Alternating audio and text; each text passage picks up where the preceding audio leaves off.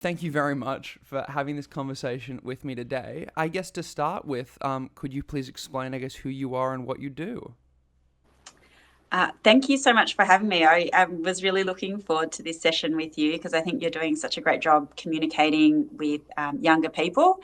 So I'm Sally Sitou. I'm the federal member for Reid, which takes in areas from Drummoyne, Burwood, Croydon through to Rhodes, Homebush, down to Lidcombe, Abbotsford, yeah, a whole bunch of suburbs in there. So kind of in the heart of the Sydney area. And yeah, really here to represent people in the local community. Awesome. That's a pretty big area to represent as well. Yeah, it is. But I've got one of the smaller electorates. So there are colleagues of mine, for example, the member for Lingiari, she represents basically all of the Northern Territory minus some spots in Darwin. So Wow. yeah, her electorate is very big. That's a complicated representative, I can imagine. Yeah, absolutely. All right, so I guess the first question then we'll get into is housing is one of the biggest issues facing Australians at the moment, with young Australians feeling hopeless. Policies such as negative gearing are widely condemned by some. However, both times it was taken to an election, the Australian people voted against removing it. How does the government manage policies such as negative gearing that cause both a divide in opinion but also housing opportunity?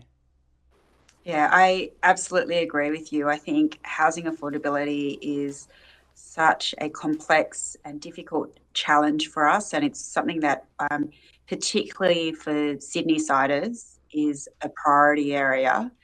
I think too often we look at one policy piece as being the thing that's going to solve it all, and that I think is what happened with negative gearing. People Hmm. just put this one policy up and said that this was going to be the solution to all our problems when it came to housing affordability, but it isn't because it is a really complex space.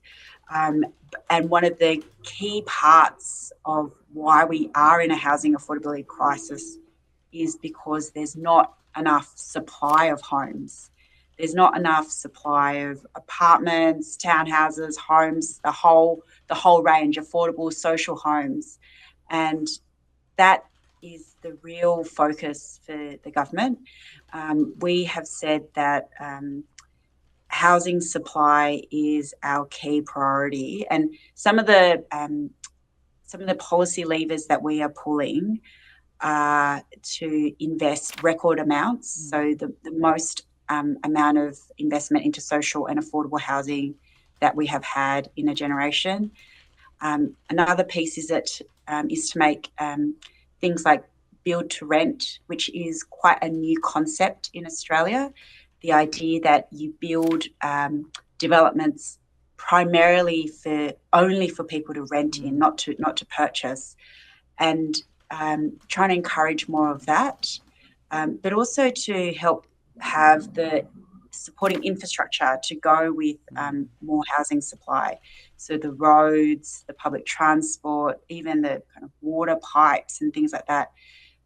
That's been our big focus, because housing affordability is absolutely a critical issue at the moment, but it hasn't always been this way. Hmm. I think about when my parents came to this country 40 years ago, they were able to buy a home within 5 years of arriving Hmm. in Sydney. And that's just not possible. I don't think it's possible for people to do now. Um, and I think part of the reason is that we've neglected to think about how do we appropriately plan for how homes are built. Hmm. So for the past 10 years, you essentially had a federal government that said housing is something that states and local governments look after. It's not something that the federal government does. And so there was very little investment in this space. But um, this government believes that there is a role for federal government to play, working with the different levels of government. And so that means that in the last budget alone, we put more money into housing and homelessness than the coalition did in their 9 years in government. And that, if you can take that as a clear signal for where our priorities lie and housing supply, increasing housing supply, we believe that is one of the big drivers for helping with housing affordability. I guess taking the point that there are many different issues at play, and negative gearing is a single policy that, whilst has caused some issues, is not the sole driver of concerns at the moment.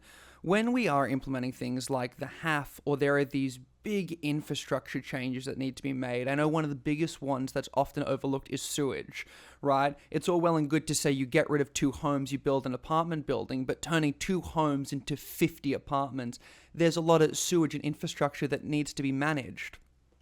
Absolutely. That takes time. What do you say to the young people who say it's all well and good that these changes are happening, but they're not happening fast enough to afford a home in their 20s or maybe even 30s? Oh, I absolutely agree. Like, it's going to take time to build homes. You're absolutely right. And in fact, you raise sewage, and that is a really good point. But even things like mobile reception, we've got parts of my electorate, right? And like I said, I'm in kind of the heart of Sydney, that are kind of 10 k's away, less than 10 k's away from the CBD, and they can't get reception in their own home. And I mean, that is ridiculous. And part of it is because that infrastructure hasn't kept up with the demand. And so you can imagine what that means for people who are trying to work from home. If they're having to make calls, but they're like having to hang out out of their balcony to be able to do it. So yeah, you're absolutely right. Like, all the critical infrastructure that comes with that to support it takes time to build. But there are a couple of things to say about that. So when I say that we don't see one thing as a silver bullet, I absolutely mean that. And so, yes, housing supply is a key priority for us. But some of the other things that we're working on is that we increased rent assistance. The first time that it had been increased, I think, in 40 years. And we are also trying to get a bill through Parliament at the moment. It's a bit stuck. And that is the Help to Buy scheme. Yeah. And the idea behind the scheme is to say to people who are on lower incomes, so about 90,000 a year, or if you're in a couple, about 120,000 a year, we know how hard it is if you are on that income to save for a deposit. And, if you're trying to save 10, 20% for a home deposit, it can seem like it's completely out of reach, particularly for a young person, because a lot of that is being gobbled up by rent and other expenses. So this scheme is saying that the government will help you buy your home for as little as a 2% deposit. So you can demonstrate that you can save 2%, and we will help you buy your first home, get your foot on that housing ladder by having some equity in your house, about 30 to 40%, and the rest is yours. And then when you can save up enough, then you can potentially purchase the 30, 40% back off the government. But that's to say to those people that there is hope. We're backing you. We're helping you buy your first home. And I think it's a really good policy, particularly for young people. But it's been held up. It's been held up in the Senate, so we're trying to negotiate that through. But that, again, is part of a broader sweep of policies, because, like you said, it's not the housing, building houses is going to take some time. But what do we do now to help people? So that's increasing rental assistance for those who are receiving it, trying to give people a bit of hope that they can buy a house with a bit of support from the government, and making sure that we're helping generally with cost of living as well. To clarify what the Help to Buy scheme, and not to dampen any of the hope some young people might have from it, the government puts in a certain amount of equity to the home, and then they own that, and then you can buy them out, correct? Yeah, so you don't have to. Yeah. You can continue to always have 60 to 70% of the home. Mhm. And it's a really successful scheme that's working really well in WA.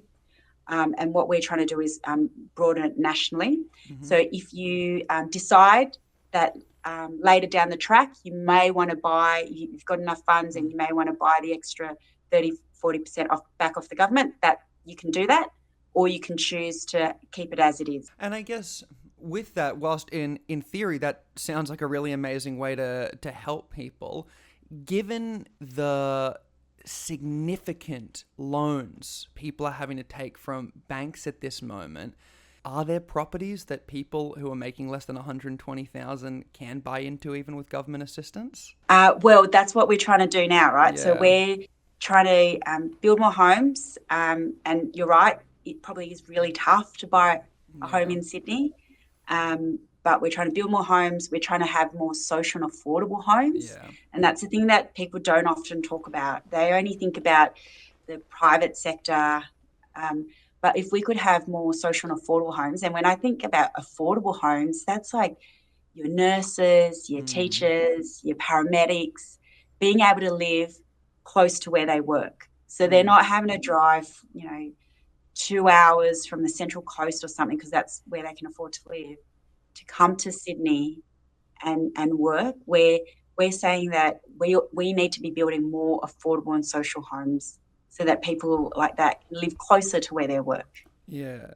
I guess given the government is rightfully setting up all of these dominoes, one single policy can't fix everything. You need to set up things for future generations, and then hopefully it all comes together. Is there a risk that if the government lost an election, the Liberals could come in and undo a lot of this work? Yeah, absolutely. I think that's a really real risk, because they've demonstrated that they don't see a role for federal government to play when it comes to housing. So Mm. we go on their track record. They did very little in this space. There was a period there where they didn't even have a housing minister. Mm. That is how little engagement they had on this issue. And the one policy that they have is to get young people to raid their super Mm. to get that housing deposit. And that policy is bad on a number of fronts. One is that the economists say that that will actually potentially drive up housing costs. The other is that the point of super is to give you an income in retirement. And the benefit is that if you invest now, super grows and grows because it's an investment. It grows and grows. So by the time you retire, you've got something to live on. Yeah. And so if you are at the very early stage taking out a portion from your superannuation, that impact becomes even bigger when you retire. Mm. So it's a really short-sighted policy, but it's also their only policy. Yeah. It's one of the very few policies that they've released. And I think we are at real risk if they do get in some of these, like I said, this kind of basket approach that we've taken of different policies to help. They've already said that they wouldn't be supporting, and they don't support the Help to Buy scheme. Yeah. So yeah, you're absolutely right. It will be at risk. Is there any fear, or if don't want to say fear, we'll say talks at the moment, given, recently we saw in the United States that young, typically left-leaning voter swinging a bit more conservative, that when there are Australian young people who feel as though, they can't afford a house, their future's looking bleak, and you have this Liberal government saying, hey, we'll let you tap into the $16,000 to $20,000 in your super, and a lot of them don't understand how important it is to keep that super, that could be a winning policy for young people? I think, look, yeah, I think there are really real challenges that young people are facing. It used to be this kind of unwritten bargain that would happen where if you worked hard at school, you got good grades, you could go to university, get a good job, you set yourself up, right? And whether or not that is still in the reach for young people, whether or not they still see that as something that is attainable for them, I'm not sure. And you might know this better than me, but do they see that that is the pathway for them that is going to lead them to success? And I think a lot of them feel burdened down with debt. You come out of university and you've already got debt. They feel like they potentially don't have good careers that they're walking into. More and more young people are going into really casualised workforces. And then the piece around housing. So all of that combined together, I hope, I can see that potentially that sense of hope is not there. But what I hope that they do see is that this is a government that truly understands what they are going through. Yeah. So at all of those points, right? So when I talk to you about the idea that they're leaving university or TAFE with this debt burden, we've made significant changes about how HECS is indexed. So we know that when inflation was really high, that the indexation on HECS was really high. So we've changed the way that's calculated, and that means that 3 million students, 3 million people who had student debts, a lot of that debt will be reduced significantly. We've also said that we're going to change when you have to start paying off that HECS debt because it was far too low. So it meant that if you were in jobs where you weren't really benefiting from your university degree, kind of lower paid jobs, you were still having to pay off your HECS debt. Yeah. We've lifted that now because we know that those students are really struggling. And so lifting the income from when you have to start paying off your HECS debt will just take the pressure off a little bit. So that's the policy that we're taking to the next election because we know that it is a real challenge for students with the debt that they're having to carry. But I think significantly, we have made TAFE free. Yeah. And that is a huge change because that says to people, we want you to get the skills to get a good, fulfilling career, and we don't want you to have the debt when you come out. So if you want to train to be an apprentice carpenter or work in aged care or be a childcare worker, and we desperately need you to go into those areas because there's skills shortages there, we think you should train up at TAFE, do it for free, and then go work in those areas where we really need you to work in. So there's that piece where it's like, young people in debt because of the skills they're trying to get.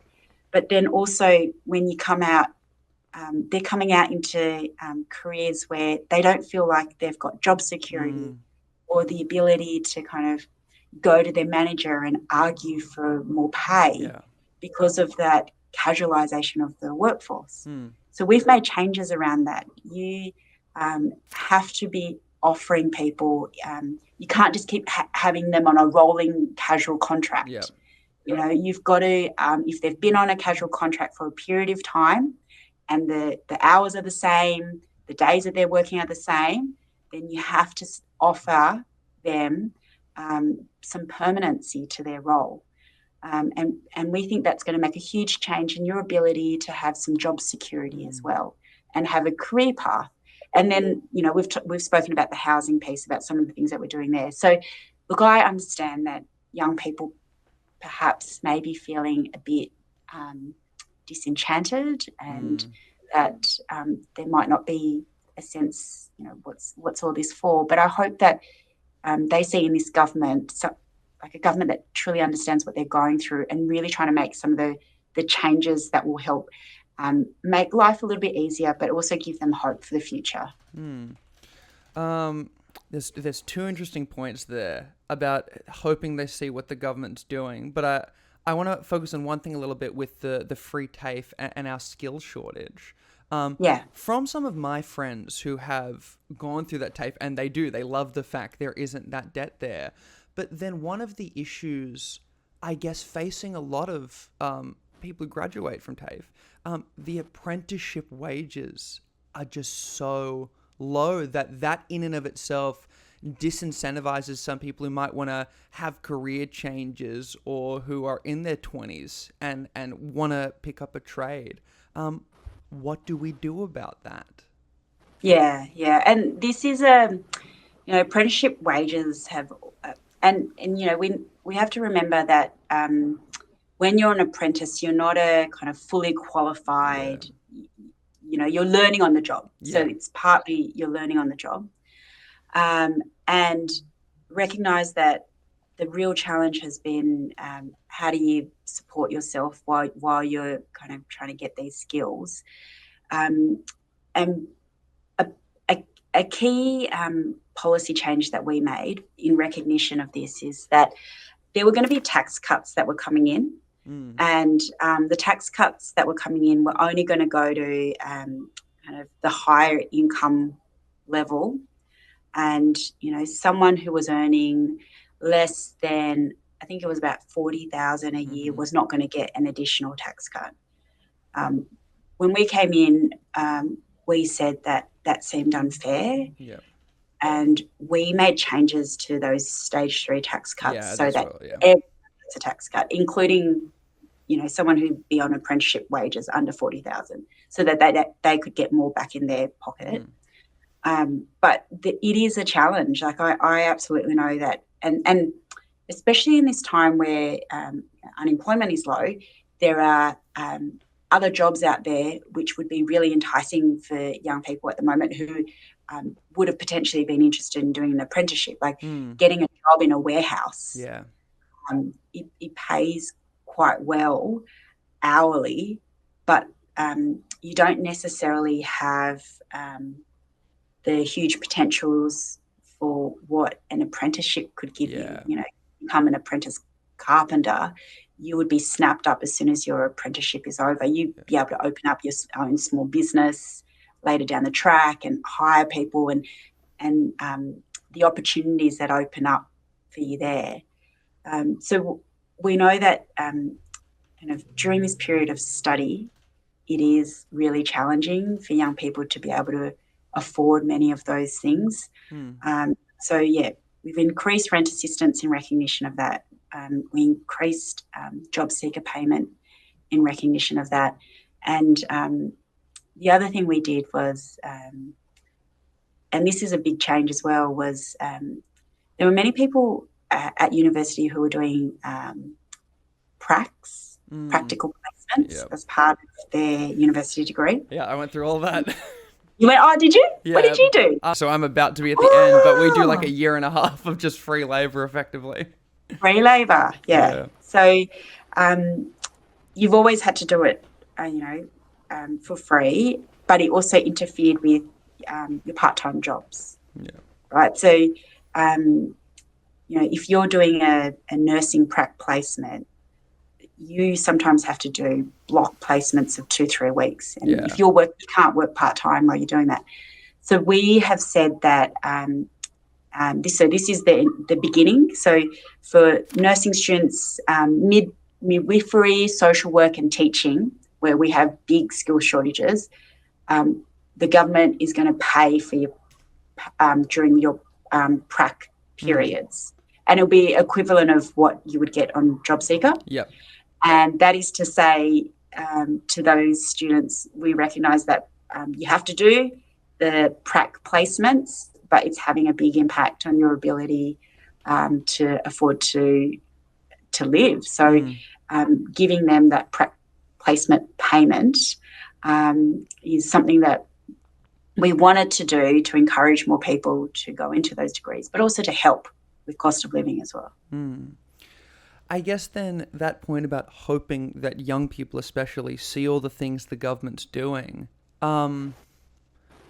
we don't know until the election. That's the complicated thing, all the polling in the world, all the young people. But something that I have seen, especially in my online space, which really worries me, is it feels like even though all of the right things are happening, because it's going to take time to fix these issues that were made from, literally a decade of liberal government mismanagement, that Labor's going to get to the election and people are going to go, well, they had one term, nothing changed, time for a swap again. Does the Labor Party need to get better, or what is the plan for communicating to those young people everything has been set up? And I'm sorry to say this, but we do just need to wait a little bit longer for the dominoes to fall. Yeah, I think there is a piece around talking to young people about what the future that we are trying to create for them. Yeah. And then part of that is the housing piece, paid prac placements, wiping 20% of student debt, which was our announcement. And those are going to come, like the fruits of that are going to come a little bit later. Yeah, you're right on that.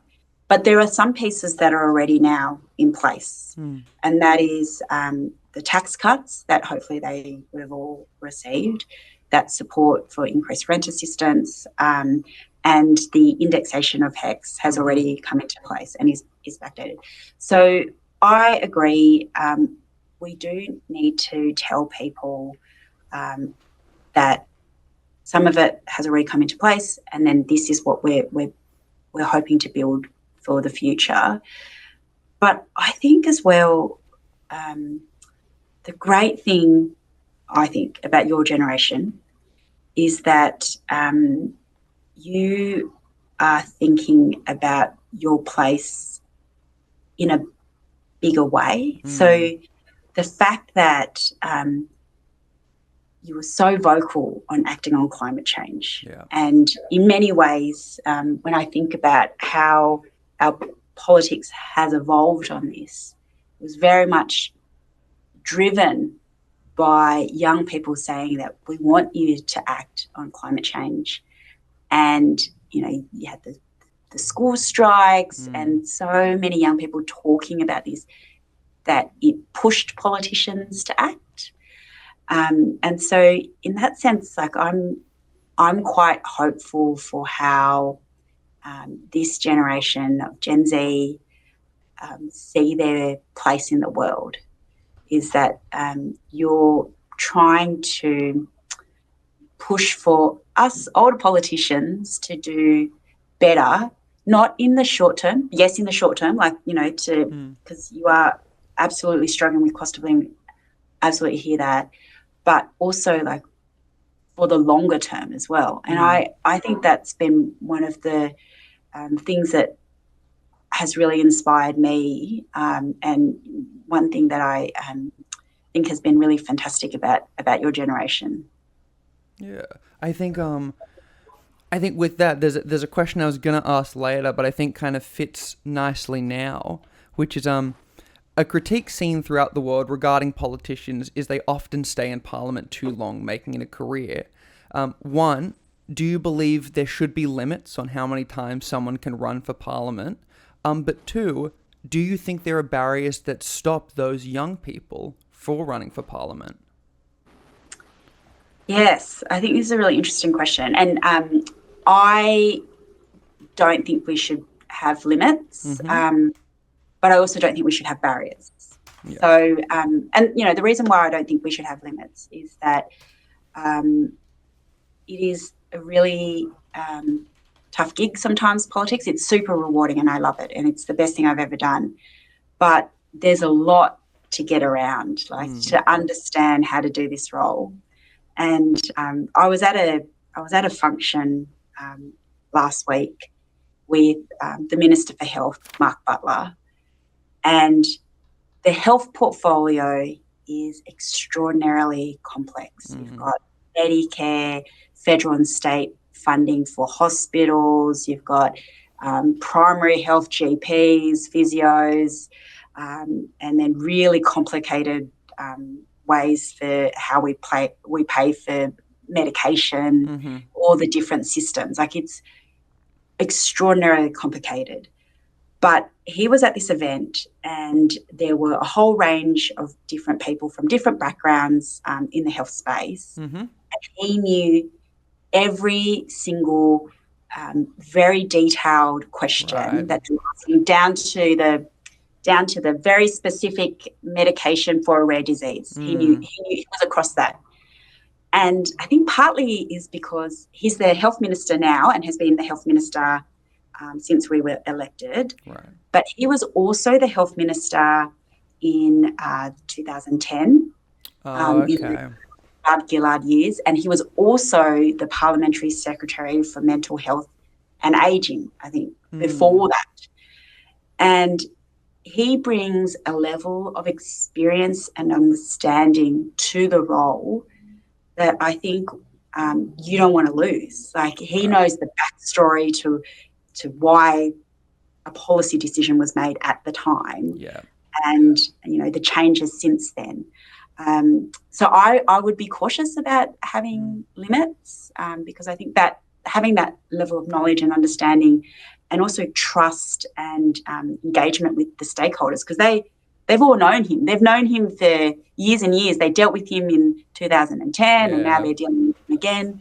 And I think that potentially is a good thing. But I do take your point that some people are there for 30, 40 years, and that potentially is not a great thing. But what I would like to see is for barriers to be taken down for people who want to get into politics and want to serve their community but can't. And the point that you make about barriers for young people, I agree. They are there, and then to think about how do we remove them, because at the last census, millennials overtook baby boomers as the largest generation. Yeah. And it has always been baby boomers. They've always been the biggest generation. But at the last census, millennials overtook them, which is not necessarily reflected in our parliament. It is still predominantly baby boomers. I am a millennial. I'm like a geriatric millennial. And there are a few more of us coming through, and I think that's really, really good. We've got the Minister for Sport and Aged Care, Annika Wells. She's a millennial. In my new cohort who came in this term, you've got Dr. Gordon Reid. He's 32. And I think all of that is really good. Like, we're bringing different ideas and kind of different perspectives. And I actually think that's the reason why we've had some really good policies put in place that are squarely focused on young people, like the free TAFE, the changes to the HEX indexation. These are all things that we were advocating for, and I think that has been, shown. But also, if you also look at the type of people who think that there's a role for them in politics, it's hard for young people. It's hard for people from culturally diverse backgrounds. And I often wonder whether or not people feel like you have to have a university degree or be a lawyer to enter politics. And you don't want that. You don't want it to be full of people with university degrees who have a very particular view on life. And my neighbour in Parliament House is a guy by the name of Dan Repicoli. He's the member I know for him. Is he Hunter. like the super tall guy with the beard? Super tall guy. And Dan and I, we're really good friends, but we could not be more different. Like, our backgrounds could not be more different. I grew up in Sydney, went to university, and he grew up in that. He's representing the seat Hunter. He went to TAFE, and he says this often. I didn't finish high school. I went to TAFE, got a great job in mining. He's an Olympic shooter. Oh wow! You want people. You want the Sally Sittous of the world, and the Dan Repicolis of the world, and the Gordon Reeds of the world to see a path for them in politics. So figuring out, how do we break down some of those barriers? And I think we're making some headway. One of the things that I was really pleased to introduce in the Labor Party in New South Wales was this program called the Diversity Fellowship. And that was to say to people from culturally diverse backgrounds that this is who the party is, this is our history, this is what we stand for, these are our values. You could be part of this. And not necessarily people who are Labor members, but just people who are active in their local communities, who are young. And I think that was a good way of just saying to people, this is what the Labor Party is. If you share those values, you can play a role as well. So just kind of making people feel welcomed in the party, I think is part of it. But there are lots of barriers to running because you essentially put your life on hold for the campaign. You can't earn an income.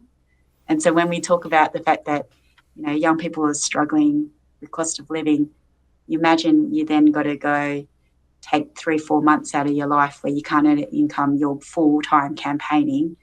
That's going to be really, really challenging. So I think, there's a lot of work for us to figure out how do we bring down some of these barriers.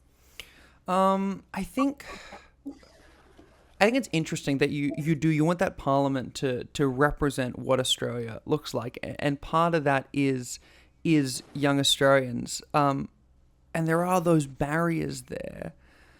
Would the government ever consider, funding younger candidates so they can run, or any type of thing like that? I don't think it's necessarily the role of the government of the day, because you wouldn't want that to then sway who they then end up funding. Yeah. So I think that would be a bit tricky. But I do think that there is a role for community groups and political parties to say to young people, we think it's important that you have a voice. We want to support you. And I think that, different ways, different political parties are really starting to do that now. So I look at Dr. Gordon Reid. He is an emergency room doctor, and, the party helped support him, as well as the local activists and volunteers in his seat of Robertson, really helped to support him and encourage him to run. And I think that that's potentially where a lot more work could be done. And then I guess overall, talking about that you want diversity in the parliament, but also there is that diversity in people who support all different political parties. How difficult is it for a group like the Labor Party to develop policies that, represent their constituents when there is such a wide variety of thought and background? Yeah, and I think, this is like when I think about my colleague, Dan Repicoli again. So he's the seat of Hunter is very different to the seat of Reid, like an inner city versus a kind of rural and regional. And how do you make sure that the policies that you are creating are going to help as many Australians as possible, not a very kind of niche, small group? And there are absolute challenges to that. But what I have really liked about being in this government, being in the Labor government, is that you do have such broad perspectives at the table. So when we think about a policy, we don't think about it through just the lens of helping people who live in cities. We have to think about it through the lens of people who live in rural and regional areas, people who live in different parts of Australia and WA, New South Wales, Tasmania. Like that is the discussion that happens around the table within our government. And I think that's a really good thing. Like we have to look at each of those policies through how is it going to help all Australians, not this niche group of people that might be supportive of us. Then I guess with that, when you have that diversity of thought in the party, that can be complicated for you as a representative. A politician has to manage the tension between voting with the party, but also voting on behalf of the people who elected them. What is that experience like? Does it cause conflict? And has there been a moment for you where you had to manage that tension? I think this is in any organisation, in any big group, there are always going to be divergent views. And that, people always say, like, oh, does that cause conflict? I actually think it's a really, really good thing. It's a good thing that we all have different views. We have different communities that would have a different view on something, because those different perspectives strengthen the policy that we have come through. And there's a big difference in being in a government, because you can make change. The ability for you to make change when you're in the government, you're in the tent, is huge. And I think about being part of this government, like a lot of the stuff we said we were going to do. And so we went to the community. I went to the community in Reed and said, these are the values I hold. This is the party that I'm part of. These are the things that we're going to do. We're going to act on climate. We're going to have aged care reform. We're going to strengthen Medicare. Like, we said to them, this is what we're going to do. Yeah. So they're voting. When they're voting for me, they are voting for me based on those values, and they know where they stand. They know where I stand. Right? So I think that's a really important point. The other thing is, like, when you are part of the government, you get to help drive the agenda. You get to be part of those discussions. And just recently, some of those things that have been really great to start to advance, and this is something that I've been working on with my colleague Jerome Luxall, who is in the neighbouring seat of Bennelong. He discovered that, look, there is no digital payment system where the banks don't charge you a fee. So if you pay by credit card or FPOS or digital or debit, there's always some sort of fee attached. And that seems fundamentally unfair.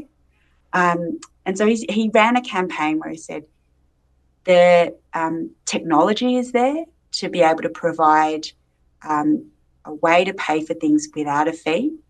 And we just need the banks to come on board. And so he's launched this campaign around having fee-free digital payments.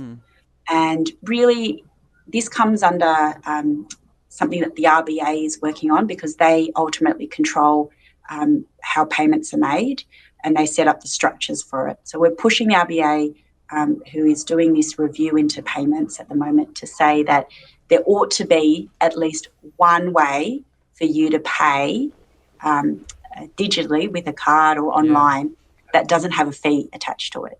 And the other thing about what banks do is that they charge big businesses and small businesses different fees for different surcharges.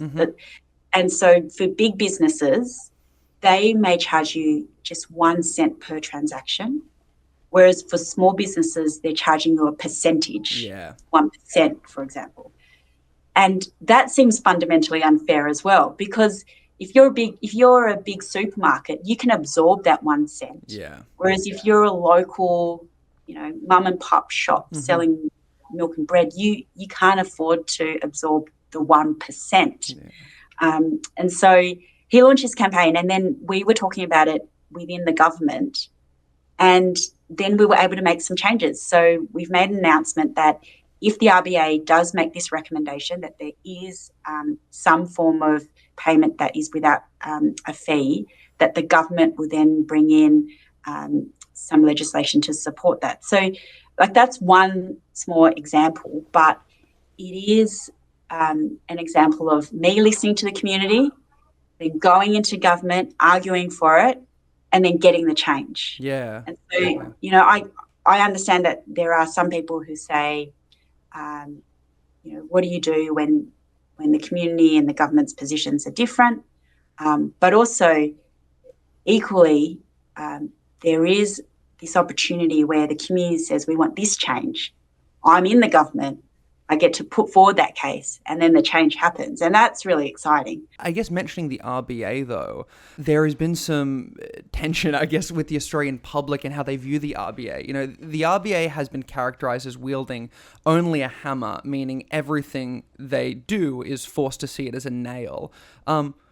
With, I think, now 13 to 14 interest rate rises, do we still see the limited toolkit the RBA has as a right solution? The RBA is an independent body, and I think it ought to remain independent because it's making some tough decisions. Yeah. And like you said, sometimes the community aren't exactly supportive of that. And so you can imagine if the RBA was being interfered with by the government, what kind of skewing that would do with some of their decisions. So it needs to stay independent because it does have that focus on keeping inflation down and making sure that the whole Australian economy is being considered here. And so the independence of the RBA is really important. But we're starting to make some changes to how the RBA operates. So I think one of the big changes that people would have seen recently is that the RBA governor fronts up to a media conference and has to answer questions and justify the decision that they've made.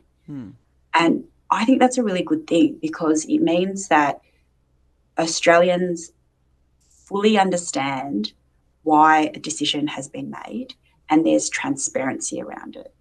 Because the decisions that they make have a huge impact on the Australian economy and on households, and they ought to know why the decision was made. And that has now been a really big change. And I think that is an important thing to do. But the RBA has its job and the government shouldn't interfere with it. But the government has its job and it ought to complement what the RBA is trying to do. So if the RBA is trying to bring down inflation, the government ought to be doing things within its power to bring down inflation so that they're working hand in hand. And that's what we have been trying to do for the last few budgets is to have in mind what can we be doing as a government to bring down inflation. And there have been a couple of things which, might sound a bit esoteric and kind of in the kind of economic boffins, but has a big impact on inflation. And that is that we've now delivered back-to-back budget surpluses. And importantly as well, the way we've been able to get there is that we have banked 80% of the revenue upgrades that we've received, whereas the previous coalition governments, the most they could manage was to bank 40%. And when I say bank revenue upgrades, it's like saying this is additional money that you hadn't modelled for or anticipated. And so what the previous governments were doing were they were like, oh, we've gotten extra funds, let's spend it. We've said, oh, we've gotten these revenue upgrades, let's save it, put it back in the budget, don't add to inflation. But that is a key thing that the government's trying to do. So we're trying to help the RBA push down inflation. But the other thing we're saying is that where we can, we ought to be helping people with cost of living while making sure that it doesn't add to inflation. So where we can provide really targeted help, so that's through the tax cuts to all Australians, not just some at the top. That's through providing cheaper medication. So we knew that a lot of people were sometimes skipping some of their medication because they couldn't afford it or just deciding not to take it entirely. And we don't want you to do that. We want you to take your medication. So we have introduced a number of changes to make medication cheaper, including the policy around 60-day dispensing. So that was to say you buy one box of your medication that you've been taking for months and months, if not years, something that you've always had to take, that you go and buy one and you can get 2 boxes. So it saves you a trip to your GP to get another script, saves you a trip to the pharmacy, and saves you money. So those are some of the practical things that we were saying. If we can help with cost of living in a really targeted way, that we should, and then also bring down inflation, because if we can do that, that helps all Australians, because it means that we can take the pressure off some of the price increases. I guess on that final point, thank you very much for sitting down and having this conversation with me. Is there one, I guess, simple take-home message you would want to say to young Australians? Um, I I just want to thank you, because I think you're doing a great job. Because one of the challenges is that how do we speak to young Australians? And you are doing a great job of talking to them and hearing from their about their concerns. My one message that I would leave on is that I want them to know there is hope, that this is a government that really wants you to have good, fulfilling careers and really good lives. And we are trying to open up those opportunities for you so that you can go to TAFE, get the skills you need, get a great job, go to university and not come out with huge amounts of crippling debt. We want to help you in whatever career path you choose to go in, to know that you're going to be able to really thrive once you do there. Yeah, perfect. Thank you very much for sitting down. Thank you, Sam. That was really fun.